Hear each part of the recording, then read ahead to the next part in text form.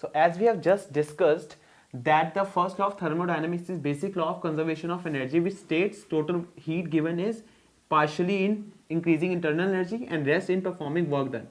But you have to be very cautious while taking the sign conventions for all these three quantities. Let's discuss sign conventions now. What are the sign conventions? For first case, heat. When heat is provided to a system, when heat is given to a system, then it is dq is taken as positive, and when heat is taken out of a system, then the dq is taken as negative, right? So two cases for dq. Secondly, in case of work done, when gas expands, the gas performs work on the piston. That means this time the dw would be positive. So when expands, it is taken as positive, and when gas is compressed, that means the work is done on the gas, so it will be taken as negative.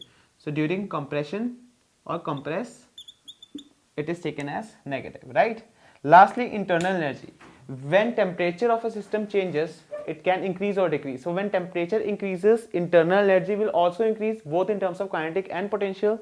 So that is why du would be taken as positive when internal energy or temperature increases, it will be positive, and when temperature decreases, it will be taken as negative. These are two cases for internal energy. So for any further usage of these three terms, we have to consider these sign conventions very optimistically.